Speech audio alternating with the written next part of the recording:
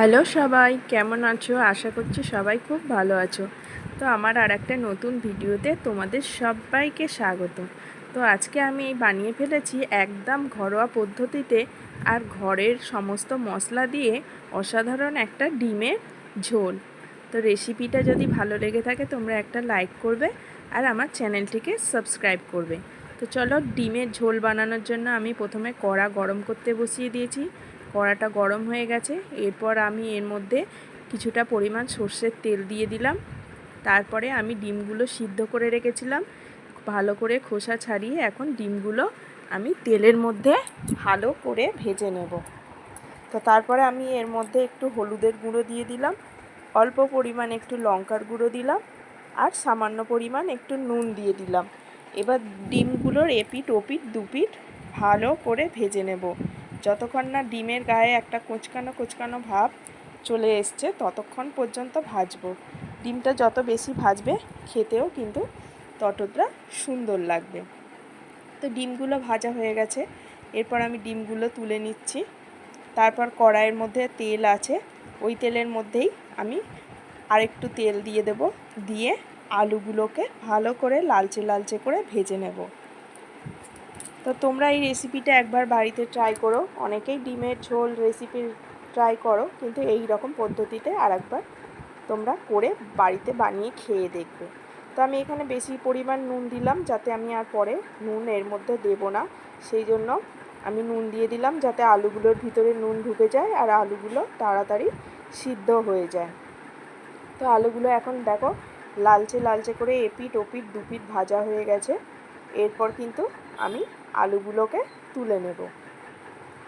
তোমরা এইরকম আলু অল্প ভাজবে না, যেন এপিঠ ওপিঠ দুপিঠ লালচে হয়ে থাকে সেই রকমভাবে আলু ভাজবে। অনেকেই তোমরা রান্না অবশ্য জানো, তবুও আমি তোমাদেরকে একটু বলে দিলাম। এরপর আমি তেলের মধ্যে দুটো লবঙ্গ, দুটো এলাচ, একটা দারচিনি আর একটা তেজপাতা দিয়ে দিলাম।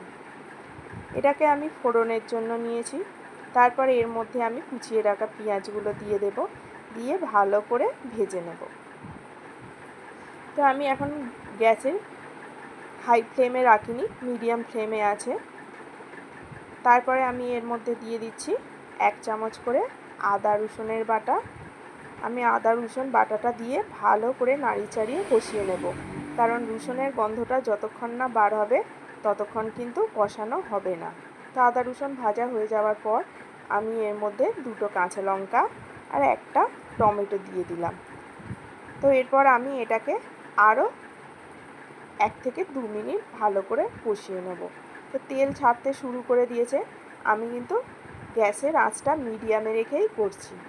এরপর আমি দিয়ে দিলাম 1 চামচের মতো কাশ্মীরি লঙ্কার গুঁড়ো আর 1 চামচের মতো হলুদের গুঁড়ো। এখানে আমি কোনো জিরে বা ধনে গুঁড়ো দিলাম না, তোমরা চাইলে দিতে পারো। তারপরে এটাকে আমি আরও কিছুক্ষণ কষিয়ে নেবার পরে যে আলুগুলো ভেজে রেখেছিলাম সেই আলুগুলো দিয়ে এবার ভালো করে নাড়াচাড়া করে নেব, যাতে আলুর মধ্যে সব মশলার গুণটা ঢুকে যায়। দেখো আলুগুলোকে আমি 2 থেকে 3 মিনিট মিডিয়াম ফ্লেমে কমিয়ে ভালো করে কষে নিয়েছিলাম। এরপর আমি এতে পরিমাণ মতো একটু জল দিয়ে দিলাম। তোমরা যেরকম ঝোল বানাবে সেই অনুযায়ী জল দেবে, তবে বেশি ঝোল কিন্তু ভালো লাগে না, একটু মাখা মাখা হলে ভালো লাগে। তারপর আমি এটাকে কিছুক্ষণের জন্য চাপা দিয়ে দেব, 5 মিনিটের মতো, দিয়ে গ্যাসটাকে মিডিয়াম ফ্লেমেই রাখবো। এরপর আমি মাঝখানে আরেকবার নেড়ে চেড়ে দেখে নেব আলুটা সিদ্ধ হয়েছে কিনা। তো আলুগুলো দেখো সিদ্ধ হয়ে গেছে। এরপর আমি এর মধ্যে ডিমগুলো তুলে দিলাম, দিয়ে একটু ধনেপাতা দিয়ে দিলাম, দিয়ে এটাকে আমি ভালো করে নাড়িয়ে চাড়িয়ে নেব, যাতে ধনেপাতাগুলো চারিদিকে মিশে যায় আর ধনেপাতার ফ্লেভারটা এই তরকারির মধ্যে ছড়িয়ে পড়ে। সব শেষে আমি ঘরে থাকা একটু সানরাইজ সাই গরম মশলা দিয়ে দিলাম, তোমরা চাইলে নাও দিতে পারো, আমি এখানে স্বাদটা বাড়ানোর জন্য দিলাম। তো এরপর আমি আরও এটাকে কিছুক্ষণ ফুটিয়ে নেব।